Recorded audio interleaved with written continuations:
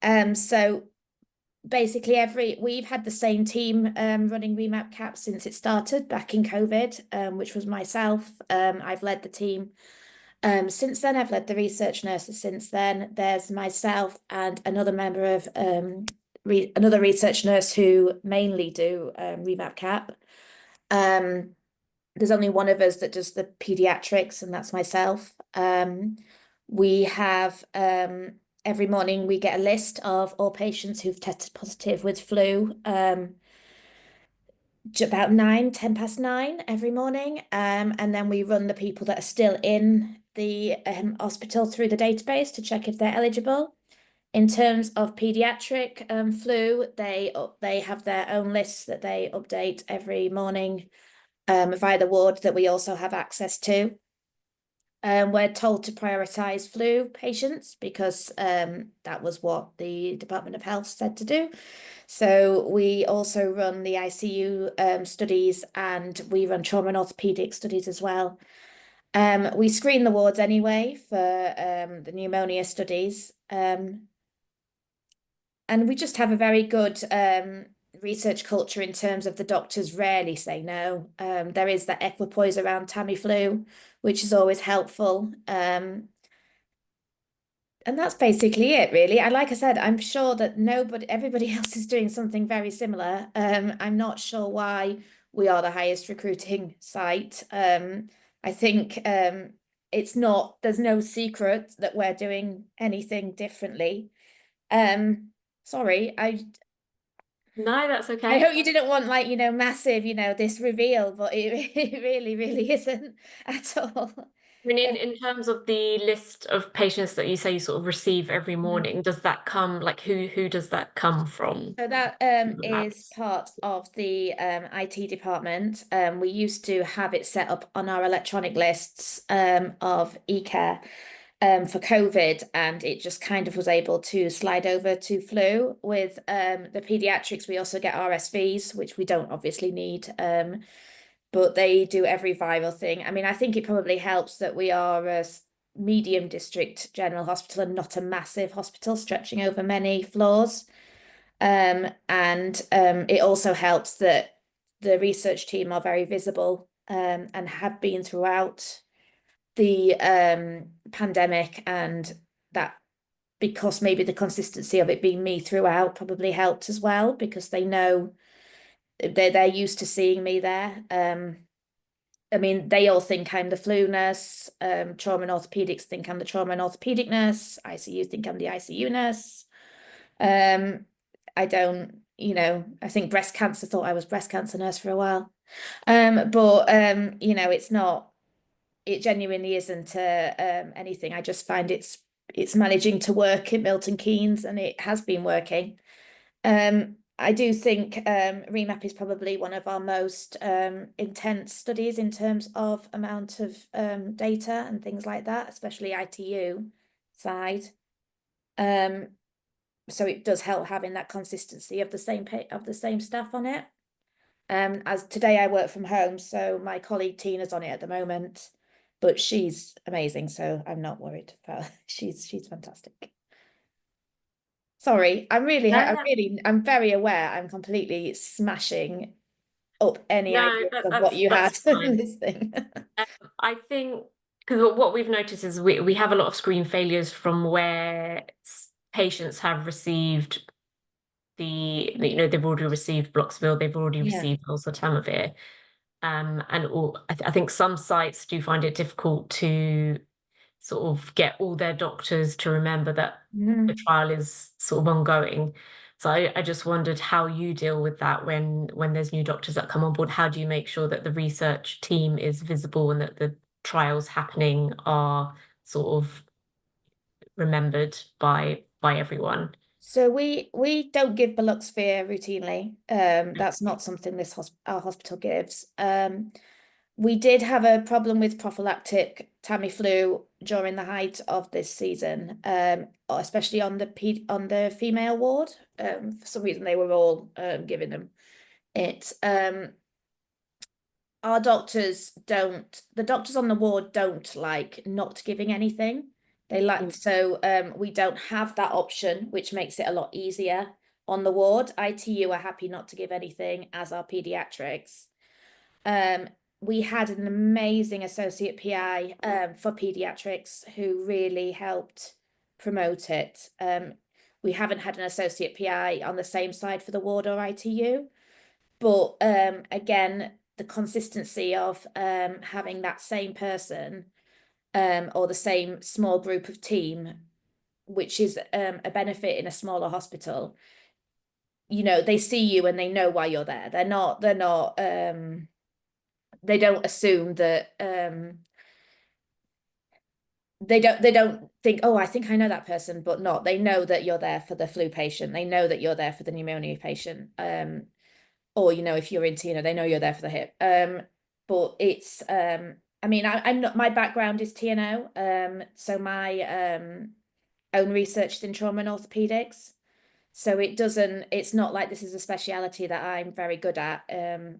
I think it just, I think we just have managed to implement it so much into the thought process of the ward, and we managed to get to the patients in time before they start giving them Tamiflu. So we have this great alert system that immediately tells us when that person has tested positive for flu. Often we are there telling patients before the doctors are aware of it, actually. So we are the ones that are told first. It's very rare that the doctors are told before we are. We're the ones going down to say this patient's tested positive for flu. You know, because we And get that so quick, we get the results so quickly. so does that alert system come through, is it electronically and from the lab Yes, every morning, directly? every morning. Okay. And it can come through more, but we found that just once a day is enough. Otherwise, we'll just be, I mean, everybody gets emails constantly, don't they? So we don't want any more if we can help it. So yeah, it's we have some very proactive research nurses that are very much get up and go out there. It helps that it's a smaller hospital. I mean, I've worked in the John Radcliffe at Oxford, and my step count was ridiculous on that place. So it, you know, it's still massive, but it's not to the same extent as getting lost after working there for 10 years. Um, Yeah, I mean, it's still funny you getting say lost in that smaller hospital. hospital because we do feel like you screen a lot. So I don't know whether it's just the population of flu patient, is there a higher population of flu patients? Maybe. I mean, I don't feel we necessarily screen a lot. I think maybe we're just aware of them more. I don't think we've had a bit of a increase today, this week. Um, but I mean, I just want to, I mean, we are an incredibly small team. There's two of us that routinely do flu. That's it, you know, and I'm part-time. I'm part-time clinical and part-time researcher. So I do my own research on a Monday and a Thursday. So I'm not in the hospital right now. So there's only one person who's working on TNO, ICU, and flu. And so I'm not I don't know why we screen a lot. I don't necessarily think we I don't know. I'm really sorry. I really didn't want it to be a I don't know why, but It's completely fine. I mean, you shaking the have got ground here, you studies. know, like but you know, giving everybody a big secret which is going to surge recruitment. We um we just have a ability, we just have a good, the doctors are very much they trust what we say, so and they trust the fact that we're doing the right thing for the patients. And I think the research team have been very good in implementing themselves into the clinical care team as well. So it becomes a thought process of this is not going to be an extra work for them. This is going to be helpful to the patient. All they have to do is assess and sign. And the PI's already seen the patients, or somebody appropriate on the delegation log has already reviewed the patient's notes and are happy. They've gone through the database. We've checked the clinical team, you know, the research team have checked all the past medical history and all the contraindications, and they're happy. And I think that as long as we know that the doctors know they're not getting extra work, then they're usually, you know, it's very rare that the doctor will say, no, don't approach that person or don't talk to that patient or don't ring that relative or things like that. It is incredibly rare.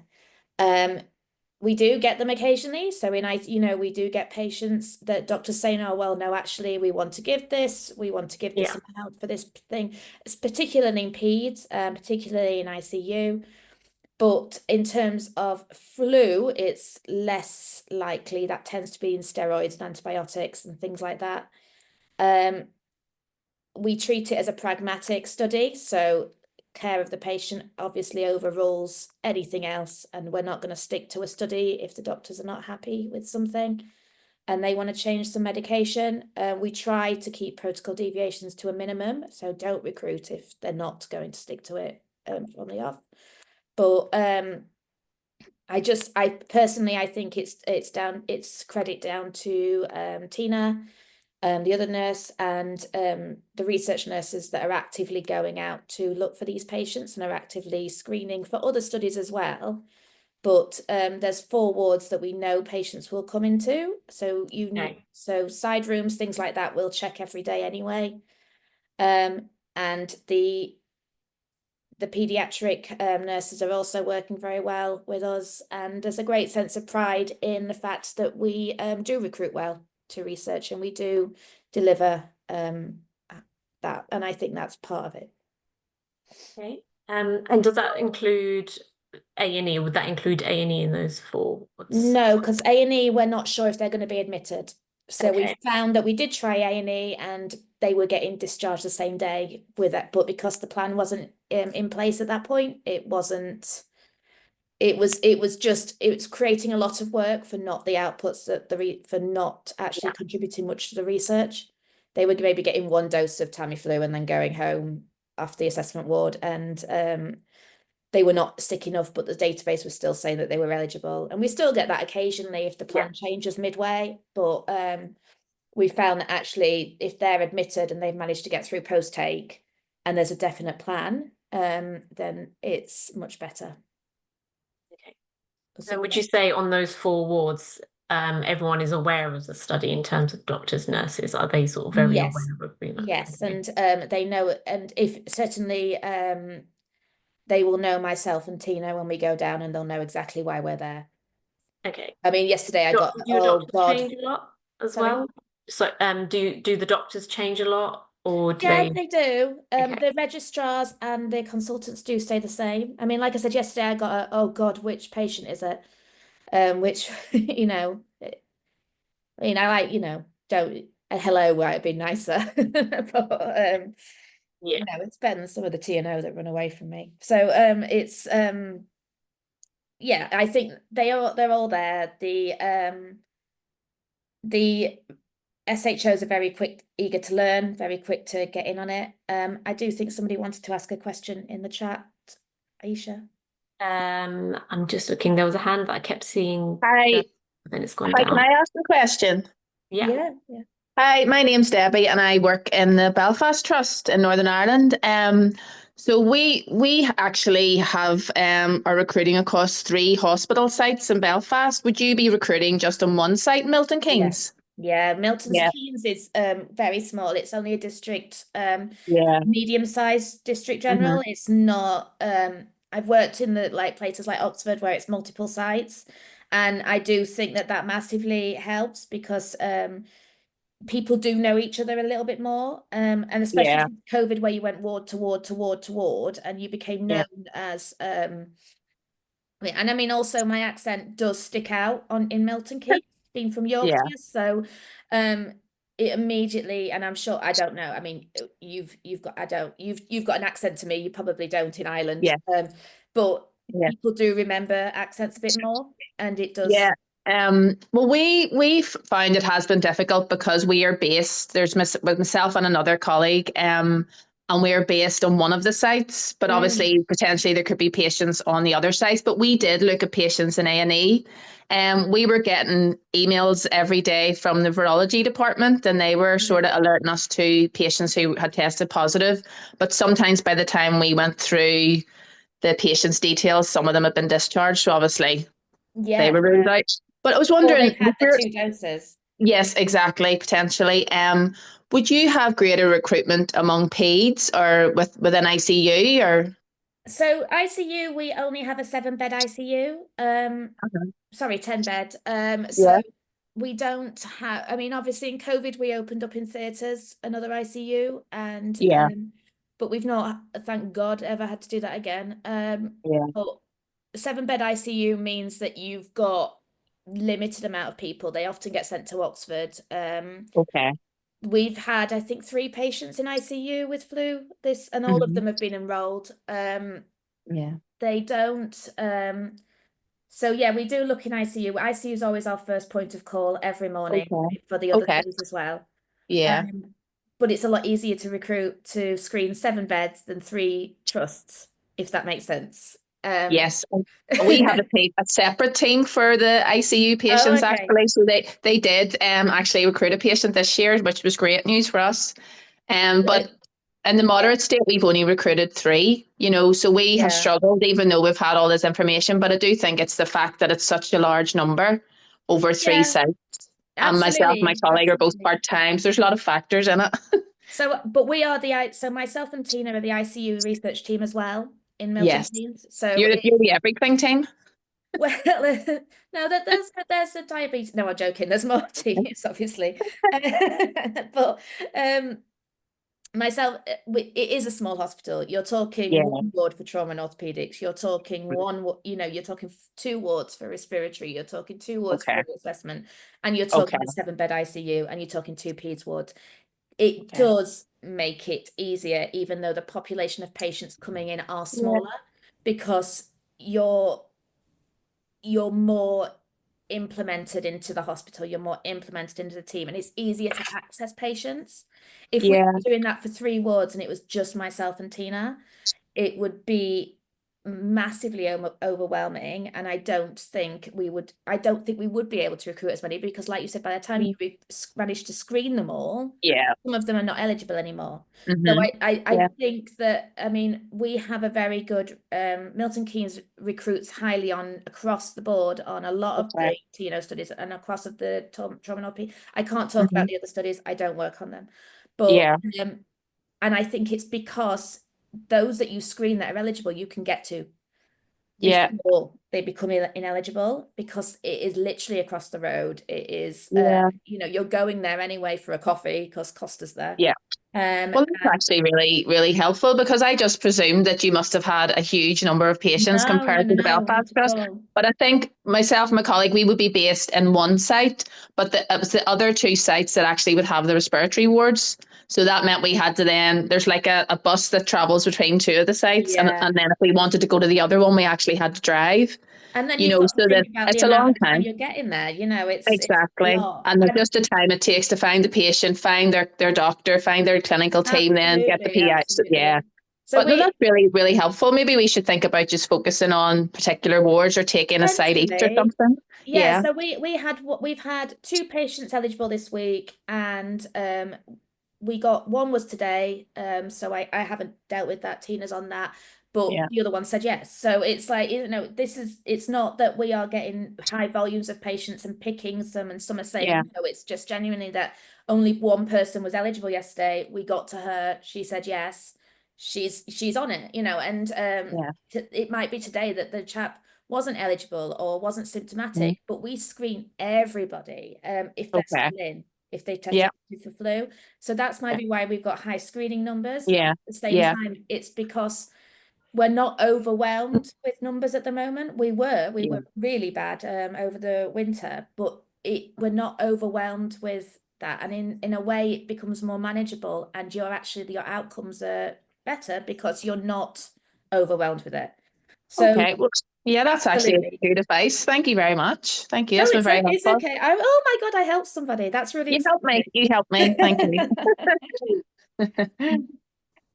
I was thinking Aisha's going to regret ever asking me. Of course not. I think we had another hand up, but it's either I can't see it or it's disappeared, so I don't know. Hi, I've got my hands up, Aisha. It's Nazima. Hi.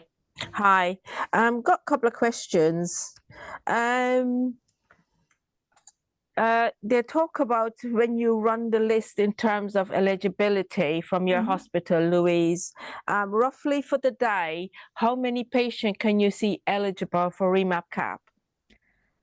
We are lucky. Just a rough idea. We are lucky if we get one eligible. Okay. Yesterday, I ran 5 patients through from over the weekend. And you get these patients, you go on the ward, you say, you don't go to A&E? No, we don't touch A&E. Okay. And if the patients have been discharged, we don't run them through. So yesterday I got 5 that were eligible. 2 were peds and had been already given Tamiflu. One was... Oh, so you got combination of peds and adults? Yes. But we also have a separate peds list that we do check. Okay. That are just for the point of care studies, point of care tests. So we don't get point of care tests for other patients unless we've gone into their notes to look for something else. We do run a few pneumonia studies, so sometimes they are we run recovery. You can pick up 1 or 2 in the pneumonia one, yeah, so you sometimes pick up them. Okay. But again, that's recovery is me again. So you're looking at the same patients for the same things sometimes, but we don't co-recruit to them. Okay. We do so we on average last week we got nobody. And I mean there was nobody even on the lists.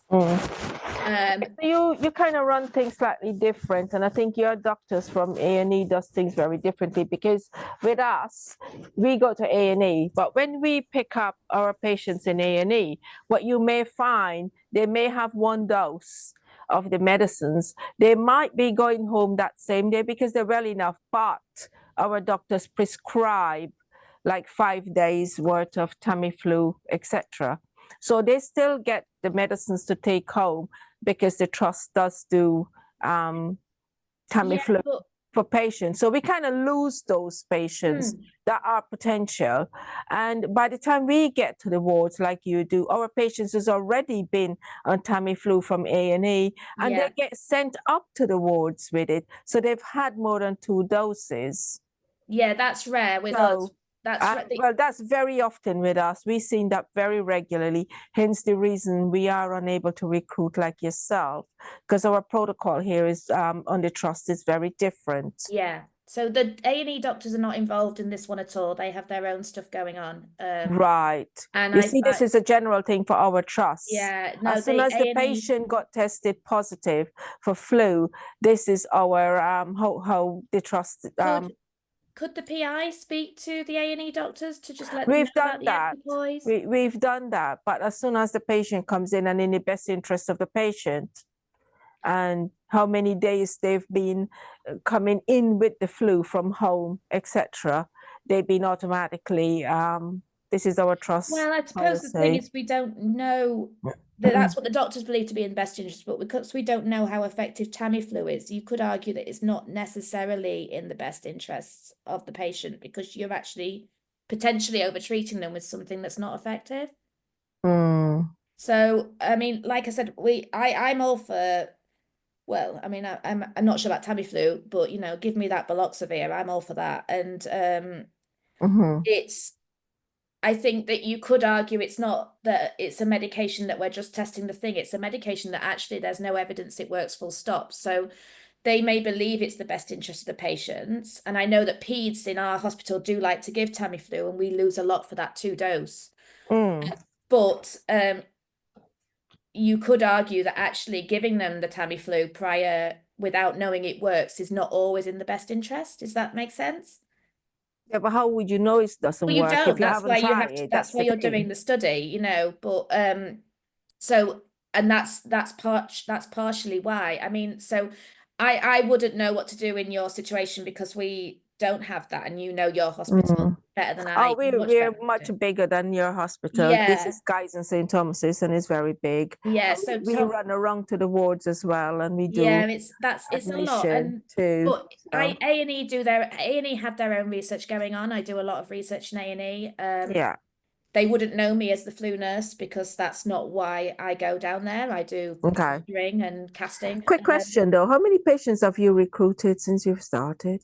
What, since flu or altogether? Since flu, no, or altogether? Oh, Aisha, I can quickly have a look. Mm-hmm. I don't think it's huge. It's not huge numbers. It So I sounds think very. you've got 78 in total Oh, okay. for flu. Does that include peds, Aisha? Yeah, yeah. Ah, okay. So it's We've got 78, about, but I think the next highest recruiting site has around 39. we Mm, don't recruit massively for peds. We're not up to 10 ped yet. mm, mm. Yeah, yeah. So I did notice that the adult numbers were much higher than the Peds, they pediatric get numbers. Yeah. Tamiflu pretty much straight away. It's incredibly rare they haven't had their 2 Mm. doses by the time I get to them. Okay. I think Because what we peds are find like happening is, yourself. They get yeah, it from A&E. I think your recruiting system is very much different to ours. You guys tend to recruit them on the ward and not giving them Tamiflu until they're being recruited. Hence the reason you've got such good numbers. Our protocol here in this trust is very different. Well, I mean, they Yeah. sometimes have had 1 dose of Tamiflu, but they don't tend to give Tamiflu because there is much more of an equipoise on Tamiflu in this hospital. They do tend to make sure the adult patients tend to have laboratory tested flu tests before Tamiflu is prescribed. They don't go with point of care tests very often here. So you might have tested, it's very rare that they'll have a point of care test like peds do, and then they'll start them on Tamiflu from that. They will often send that PCR off to get that confirmation. Okay. So that's why they wait, I think. And there is a much bigger equipoise with Tamiflu, and it's very much on the individual doctors, and not all of them believe it works. So I think that's also maybe what we have different in that doctors are much more willing to not give it, if that makes sense. Yeah. And Okay. how is it, Nazim, at your site in terms of after the first dose of oseltamivir is given, Yeah. do you not have much So time to what we get in before do, the second dose? the time frame before the second dose might be in the evening. So what tends to happen by the time we go and give the PIS to the patient, given enough time to go back, sometimes patient is saying, oh, I haven't got my glasses, my family is coming later on this afternoon.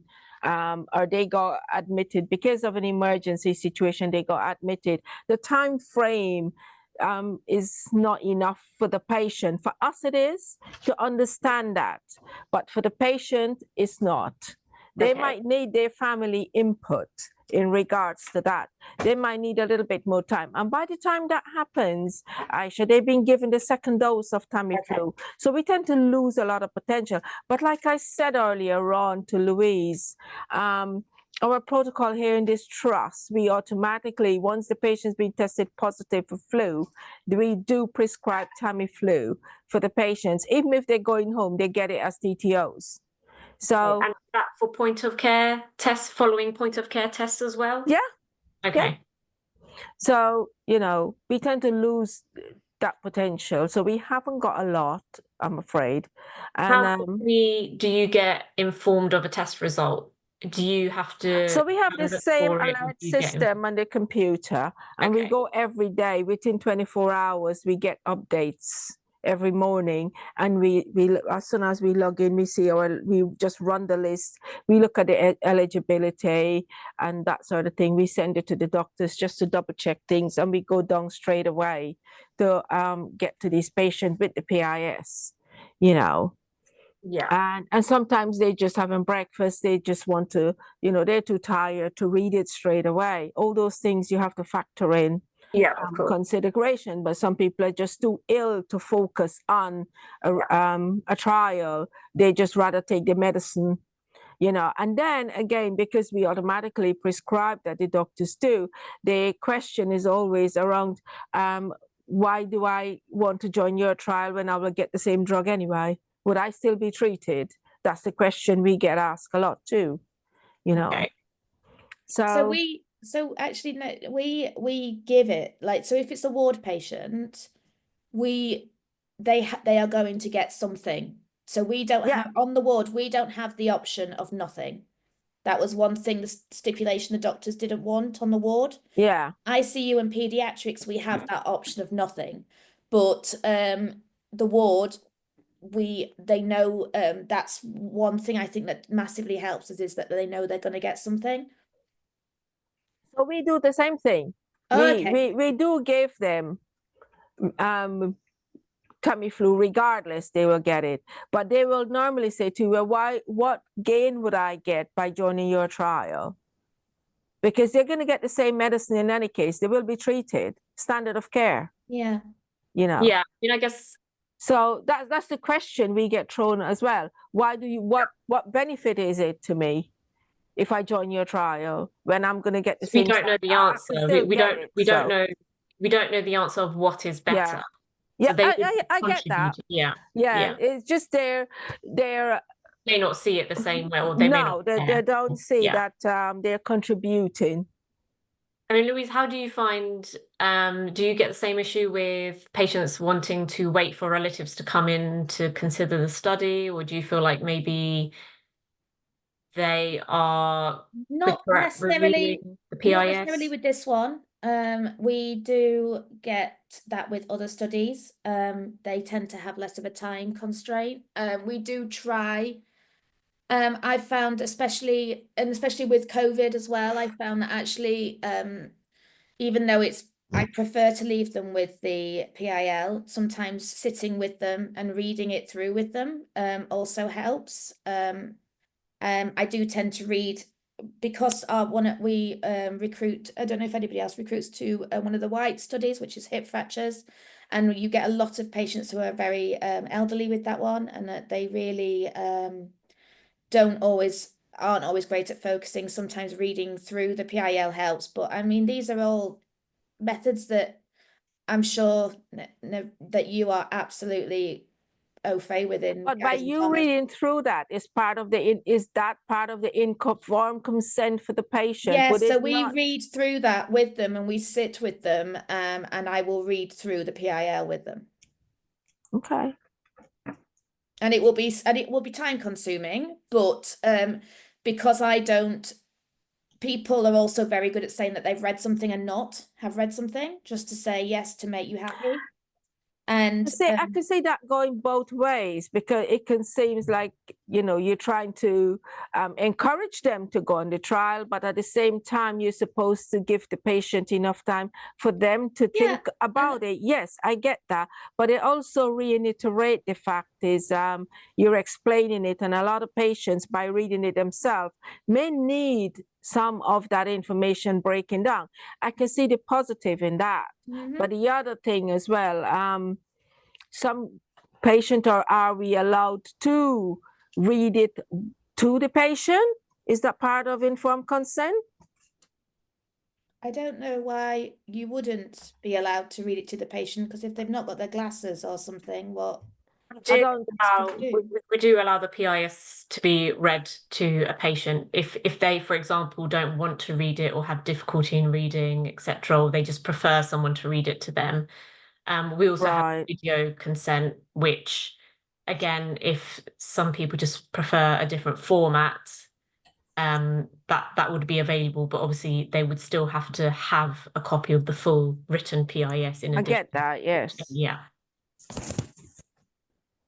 Sorry, I think Joseph has had their hand up for a while. Hi, yes, it's Ola. Hi, thank you, Louise, for your experience. It's helpful to hear about it.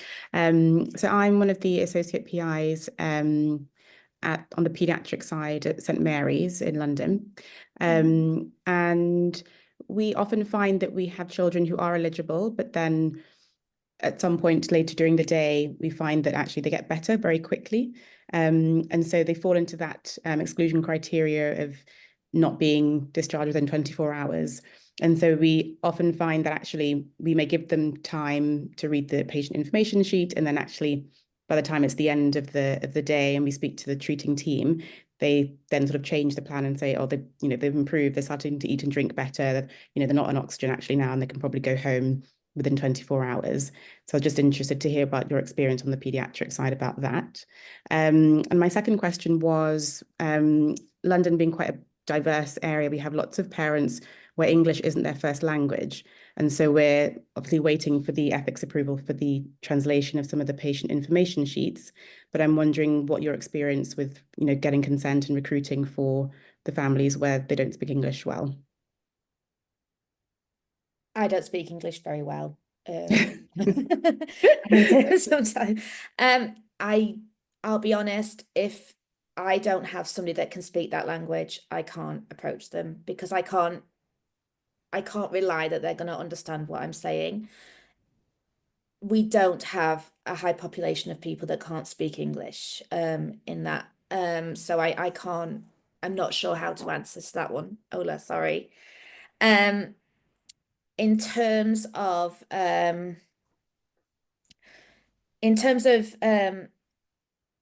pediatrics getting better, that is a major issue we also have. And the amount of times I've actually completed the discharge summary on the same day, I've randomized them in that morning is huge. I mean, I say huge, we've had less than 10 peds, so I think there's maybe 2 or 3 that have literally got better and gone home that evening. I mean, I had one last week who was on oxygen when I went to see them, and I think they went home 2 hours later.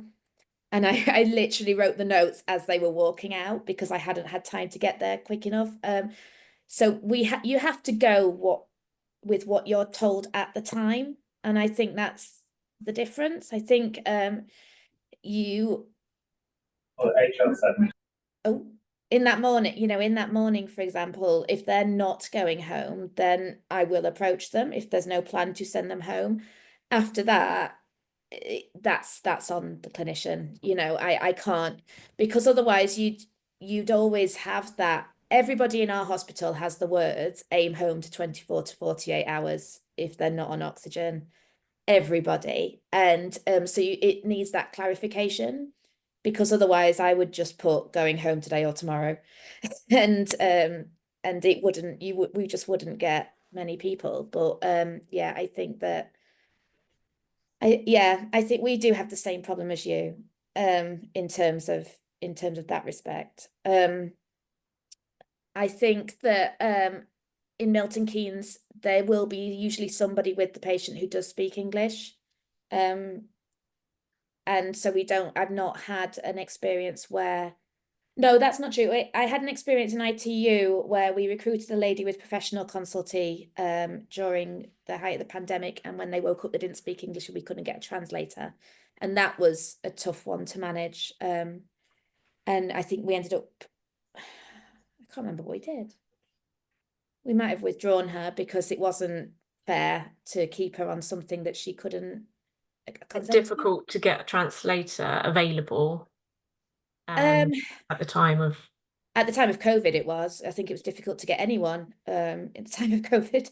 Even now, is it still like I've not tried available straight away sort I've of not thing? tried recently. Okay. We have a lot of multi-national nurses in our research team, so we do use I think Tina speaks a few different languages. Like I said, are we allowed to do that though?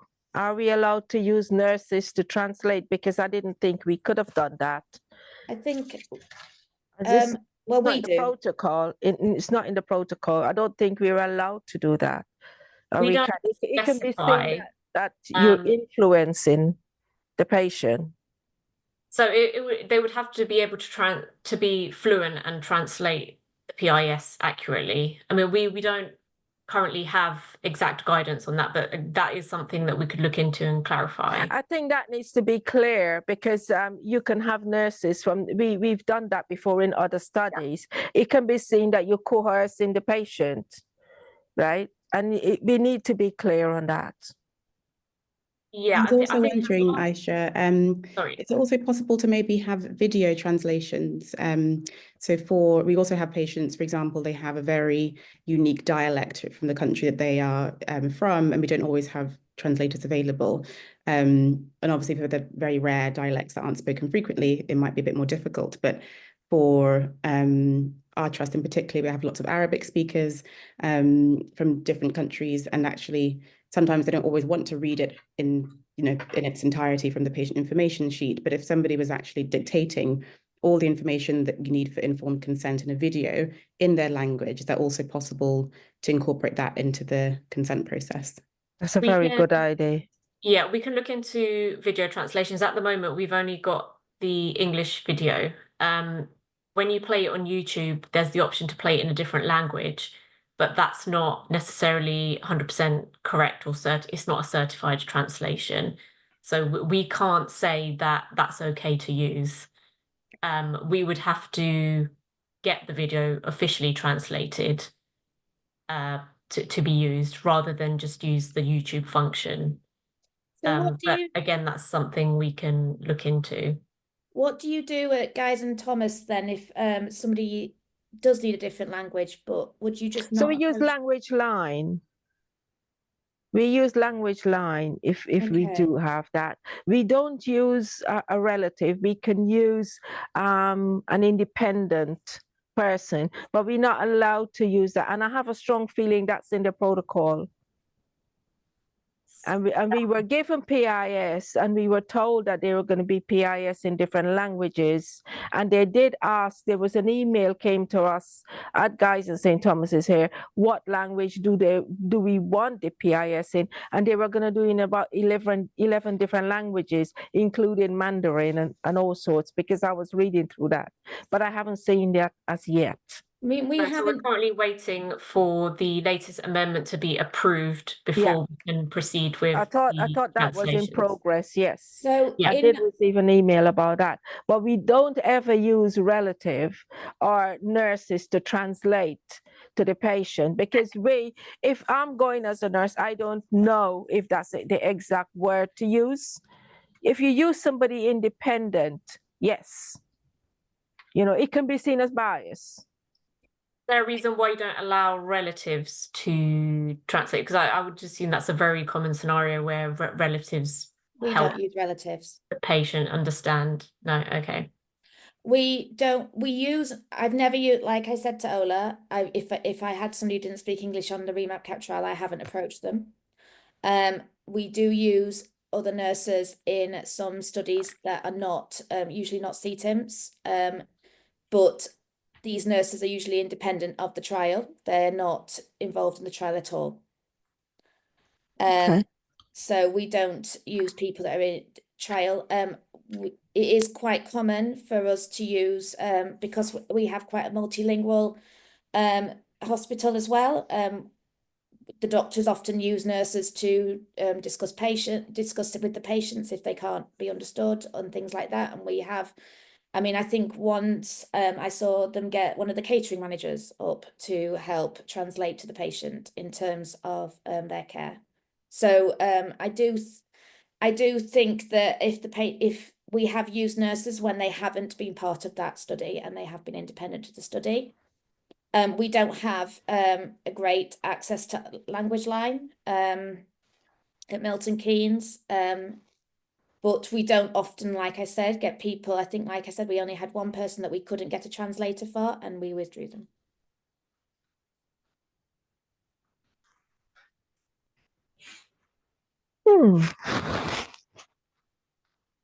I think my concern in general is that if we are not able to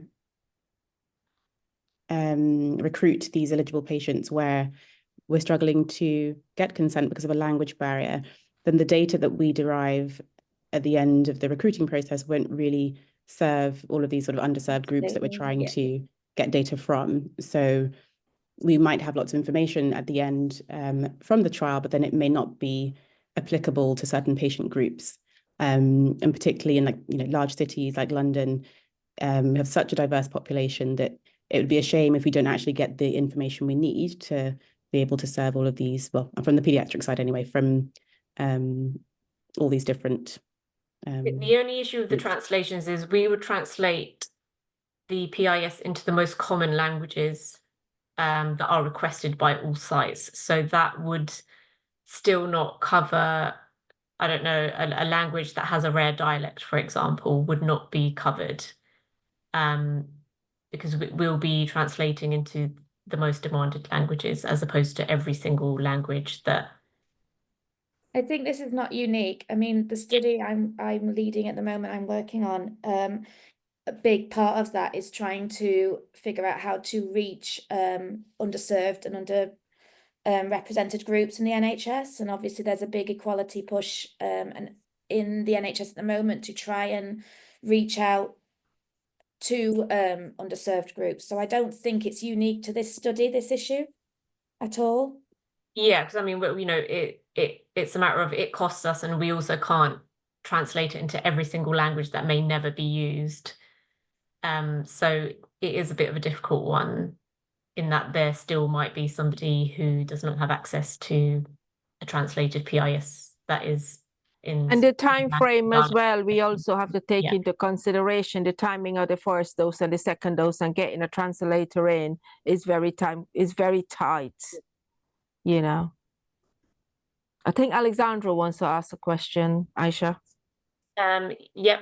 Then I'll. Yes. So Alessandra, if you ask your question, and then there's a few in the chat as well. Yeah, no, it's just a comment on top of what my colleague Nazima was saying. We are part of the same team. So in terms of translation, we received the request from the sponsor of the PIS and ICF translations. So we worked alongside with the EDI lead of our trust to identify what kind of common languages based on the national census were spoken in our region, and that we request the PIS and ICF. Currently, of course, we rely also on the official translation service of our trust. But as soon as we're going to have the documents, we're going to implement it and using it. Just an update in terms of these documents. When do you expect it to be released, the translations? It would probably be approximately a month or so from now. Okay. So we're still waiting for approval, and then we have to go ahead with the translation process, which would take another couple of weeks. Okay. As also conversation happened on the end of October last year, so that's why we're still waiting for that. Yeah, so we submitted this amendment earlier this year. So we obviously prepare amendments in advance. It took some time to prepare the amendment, and yeah, so unfortunately we still don't have those in place.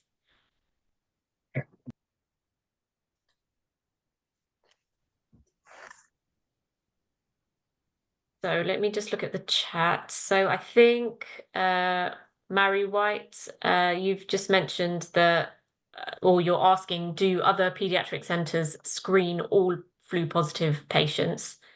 As your site is only screening those who are flu positive and have symptoms of a lower respiratory tract infection due to capacity. We do, but that's so everybody we screen, I probably should have mentioned this, we document in the notes that we screen them with a just assessed for REMAP-CAP, assessed as not eligible, just to help visibility. And then we avoid people ringing us up and saying, oh, we have this person, which is time consuming for them. Sorry to jump in, Aisha. I forgot should have said that.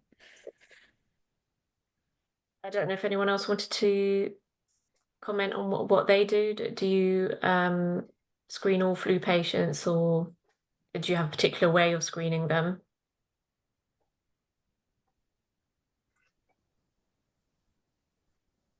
Hi, Aisha. Sorry, in Swindon at Great Western, we do have a spreadsheet that comes through with flu positive patients on. That usually comes pretty early in the morning. But we have recovery going on as well. So we don't do REMAP-CAP outside of critical care, and we don't do pediatrics. And our unit, like Louise's, is quite small as well. So we've got a combined HDU critical care unit of about 10, 12 beds. So we generally find that we can screen pretty quickly for flu positive cases. At the same time, we screen for several other studies on the unit as well.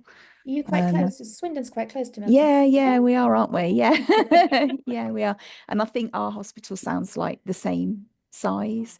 We were on the REMAP flu bandwagon a little bit late, so our numbers are low, but we're fairly successful when we do get a flu patient in. And it's funny, I was just saying today, we're probably not going to get any more now, and one's popped up, so we're going to pop and see them well, shortly. we're still seeing you sort of treating through. Yeah.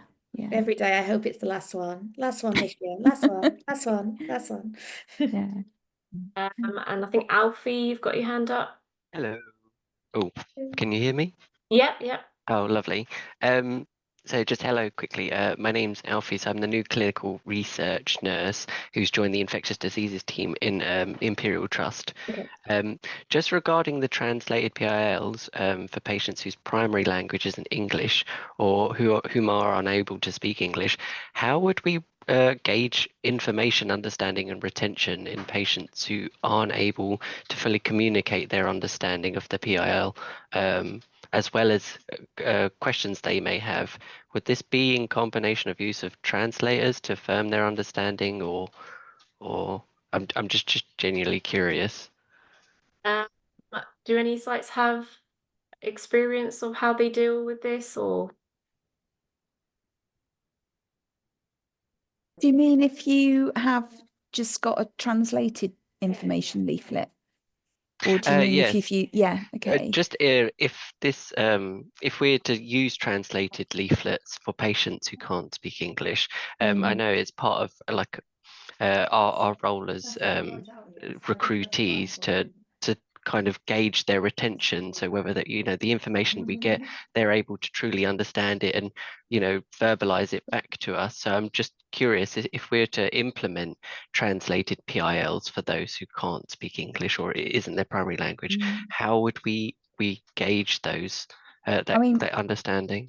Yeah, my thoughts on that are that you'd actually need a translated consent form as well, because that then confirms that they've read and understand and that they've had the opportunity to ask questions. All right, lovely. That's what I was hoping. Along with all the other to each statement, I guess that would indicate. Okay, yeah. I mean, so we need that as well. Thanks, I appreciate it. Our PIS and consent form is combined, so hopefully, I mean, it would be there wouldn't be separate documents, so they'll be translated together. Okay. I think it probably would still be helpful to have a translator available at the time that you're actually getting consent, but when they're going through the consent form, because you make a good point that actually if they do have questions about, from the patient information sheet, you would need to be able to answer those. So I think actually a combination of the translated PILs as well as a translator, whether that's in person or over the phone, would be quite helpful.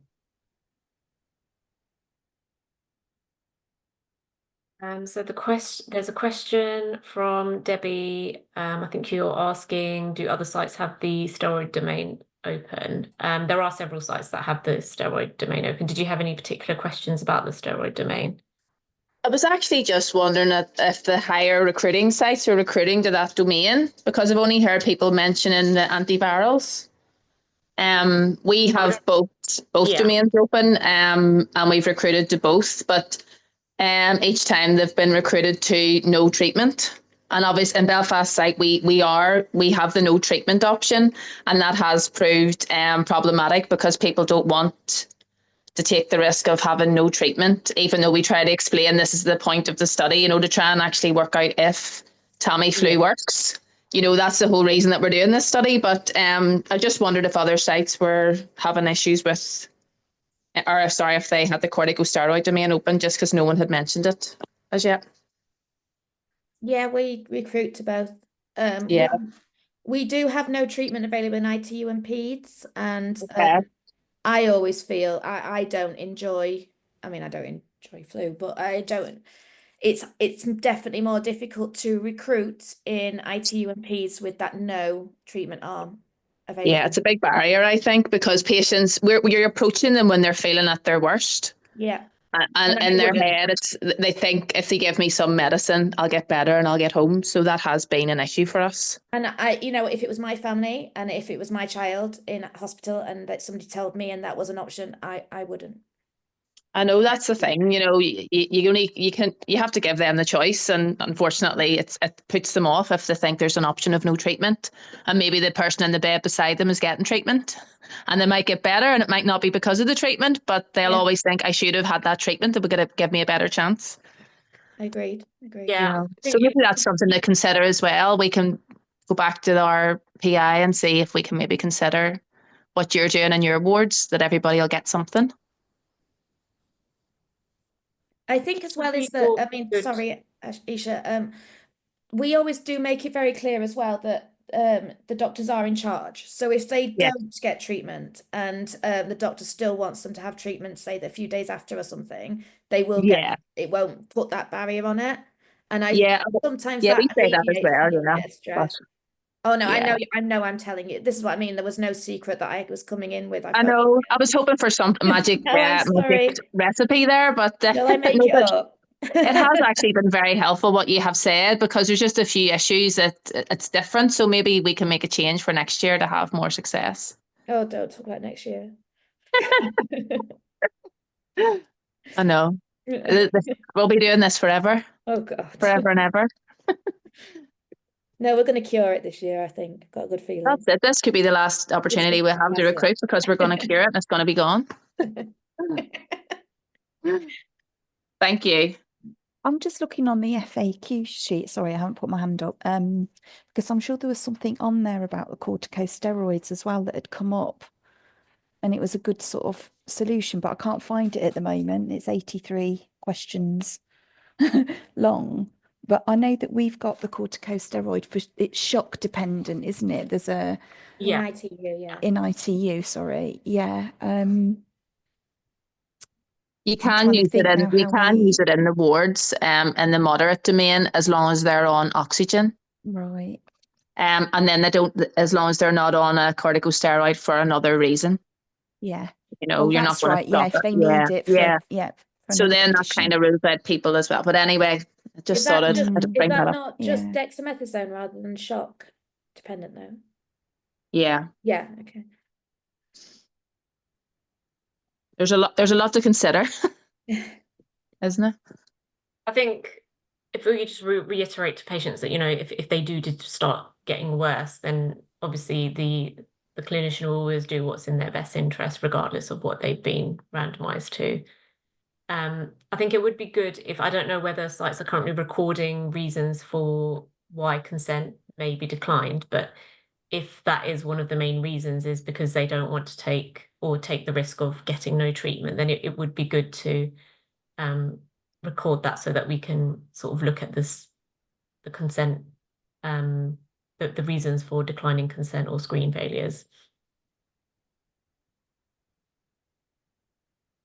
I just want to reassure everyone as well. I felt great when I watched Professor Gordon on, he did a presentation early in the week or towards the end of last week.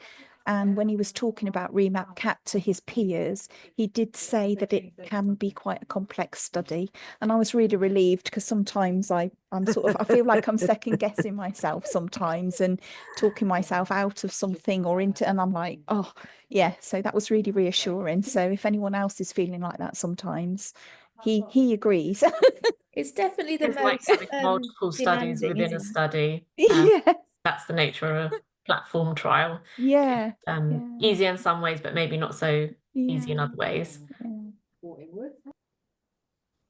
Don't know if we have any other questions. I think my question was more, do all sites have the same sort of alert system where they get alerted about flu positive patients, or, you know, from wherever they may be, wards, ICU, or are there any sites that are finding that they don't have this in place and that that's a barrier, perhaps?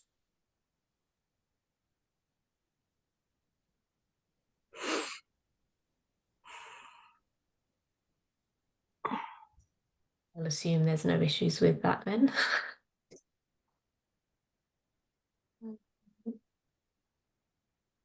Any other questions from anyone? I think if everyone sort of put their questions forward and we don't have any more, then I can just present a brief, it's just a one slide of the study updates currently.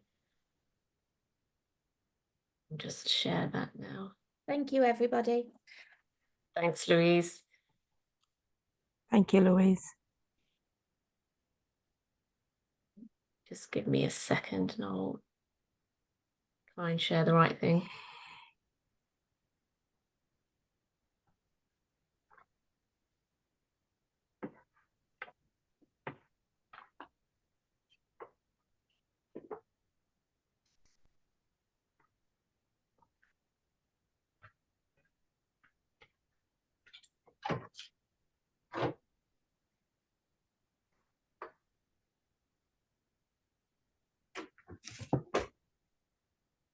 Okay, can everyone see that?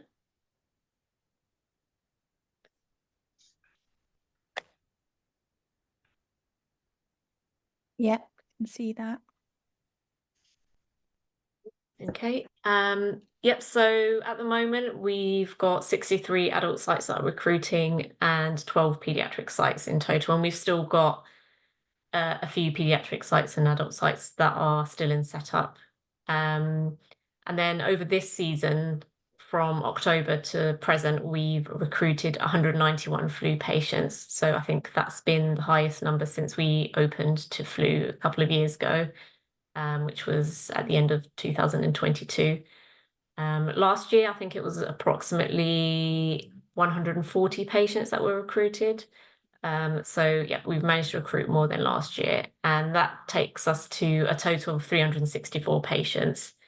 And that's 320 adults and 44 pediatrics. So I think we've done really well so far. And then just about substantial amendment 42, which we spoke about earlier. So it would be the updated PIS and consent forms. And then there's updated SMPCs and labels for tocilizumab. We have ethics approval, but we're waiting for MHRA approval. There were queries from both that we had to respond to. And then once that comes through, we'll be waiting for the final HRA approval before we can send the amendment package to sites. And then following that, we'll translate the PISs as well. So it would probably take a few more weeks for that to be done before sites have access to those. In terms of IMP, I think at the last Q&A, we sort of mentioned that we are switching from the Roche commercial supply to their global supply of clinical trial stock for Bloxavir. To do this, we're sort of waiting for a global contract to be signed, which is still ongoing and has been ongoing for a while. And then under that new contract will also be the Bloxavir granules that we need for pediatrics. So unfortunately, that's still not available until that contract gets signed off. Tocilizumab is also still not available. We will let sites know once this becomes available, as I know we sort of approved the amendment to include this intervention quite a while back, but unfortunately we can't do anything until Roche sort of says they're ready to sort of release those stocks. We haven't had an update from NHSBT in terms of their plasma stock. So the immunoglobulin domain sort of remains on pause. We don't actually know if it will be restarted or not, because I think it was a good 6 months ago where they sort of said stock would be available soon, within 6 to 8 weeks, but that has long gone. And we haven't had any other updates since. So that's that. And I don't think we have any other study updates apart from those. I don't know if we have any comments, or I can see a hand up, I think. Hi, Aisha. Sorry, it's Hi. Nina from Evelina. So I've just got a question about the Spinnaker. I'm still getting continuous alert about the consent not being completed, although we've done the steps necessary. I think it's to do with the software more than from our end. I was just wondering when that will be resolved. So the various glitches on the database that we have escalated to our database team will be fixed in the next update, which is due in, I think, March time. So I'm hoping that those will be fixed then. if you just drop me an email, I can just try and have a look to see and just to chase up our database team about that. Yeah, no. Hi, Aisha. Sorry, since that we are on Spinnaker, can I just ask a couple of questions on that one? With Spinnaker, on the left-hand side of it, it's got a lot of assessment that we need to complete. Unfortunately, a lot of that is not applicable to us because we are not ICU-based, we are ward-based. So automatically, if we are saying in Spinnaker that we are ward-based, the questions are still coming up on that. And we don't know how to address those questions because it's still showing that it's outstanding. Okay, so are we talking eligibility questions or yes, eligibility and assessment. They're asking you to complete certain assessment, cardiology assessment, and this is not what we do. I think anything that is not applicable to wards in the ECRF completion guidelines, it does say to leave those things blank. If you feel there's anything that the ECRF guidelines don't address, if you just drop me an email and let me know or show me a shot, sure, it's flagging, then I can forward that on to our database team. Okay, sure. Thank you. Okay, thanks.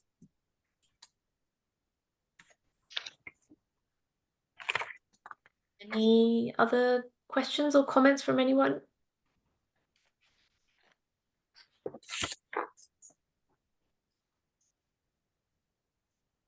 Let me just check the chat. I think there's a few. Okay, no, I think that's just people that have had to leave. Okay, well, I think we are probably done for today. Just to thank everyone for their time, and thank you, Louise, again for sharing those useful experiences and insights into how Milton Keynes works. And then if anyone has any ideas that they want to share or anything useful, then again, just feel free to share that with us, and we can always share tips and things in a newsletter or a future Q&A. Thanks, everyone. Thank you. Thank you. Take care. Bye. Bye. Bye. Thank you.